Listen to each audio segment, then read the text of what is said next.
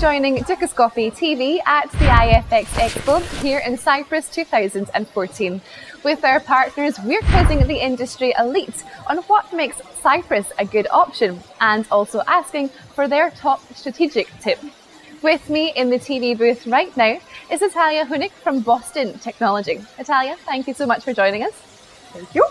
Now, let's start off with Cyprus. We find ourselves here at the IFX EXPO, as I said, but where does the attraction of having an FX operation in Cyprus lie? Where are the advantages and or disadvantages, would you say? Thank you for having me once again. I would say one of the biggest advantages is the jurisdiction. Cyprus license, the costs of acquiring the Cyprus license, as well as the timeline is quite reasonable. So that attracts a lot of brokers who want to start their FX operation to Cyprus. I think another big advantage is the big talent pool, locally, as there's a lot of software vendors, a lot of binary companies, a lot of other FX brokers. So definitely, unlimited talent pool for FX specialists, which is a huge advantage. The weather is great. I can't think of any disadvantages except for maybe only, the Cyprus reputation as a financial center was a little bit tarnished by the latest financial crisis. Okay, and if we reverse it a little bit and look at from the client's point of view, what do you think clients must consider when opening an account with an FX broker? Mm-hmm. Well, a lot of things, but mainly I would say, of course, the license. They need to make sure that the broker is licensed. I would also recommend, not looking at just the cover, but looking at what's inside, because a lot of clients, the retail clients, would buy into the tight spreads, but it's not necessarily an indicator of the service, or it's not an indicator of the prices that they will get executed on. So I would say always give it a trial period and test to make sure that the execution is working. Another consideration is the speed of depositing and withdrawing your funds to and from FX broker. I think that's also important to evaluate. Fantastic. And if we touch a little bit on social media, Natallia, it's something which really has revolutionized the way that people go about their everyday life, from sourcing the latest information to social interaction and also transacting online. But how do you approach it with Boston Technology? When the world seems to be moving faster and faster and communication is key, how do you strategize to keep up with these trends?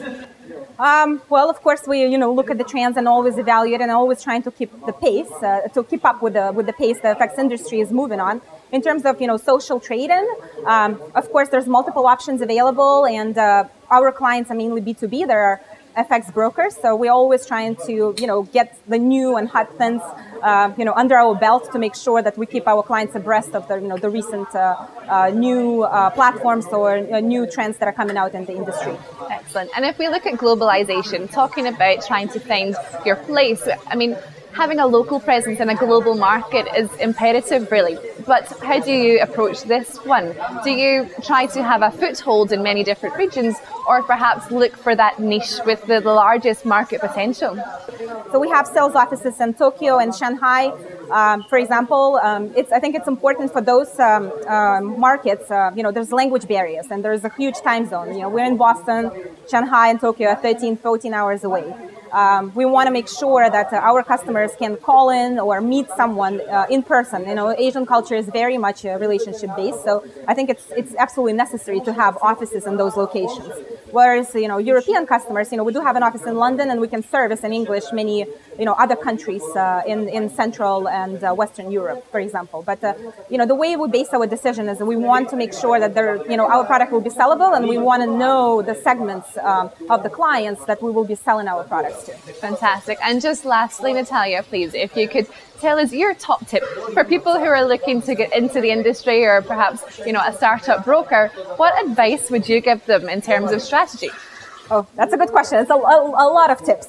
We've actually, as a B2B provider, we've been specializing in setting up FX brokerages for FX entrepreneurs since 2009. We've opened up around 150 plus FX brokerages around the world.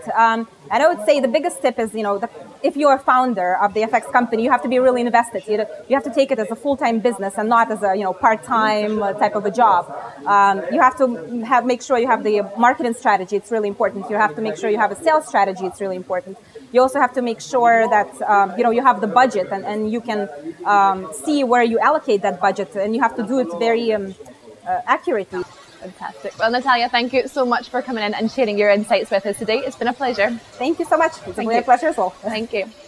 Okay, well, that's all from Natallia and myself here at the IFX Expo in Cyprus. But make sure you keep clicking back to find out all of the insider info. Goodbye for now.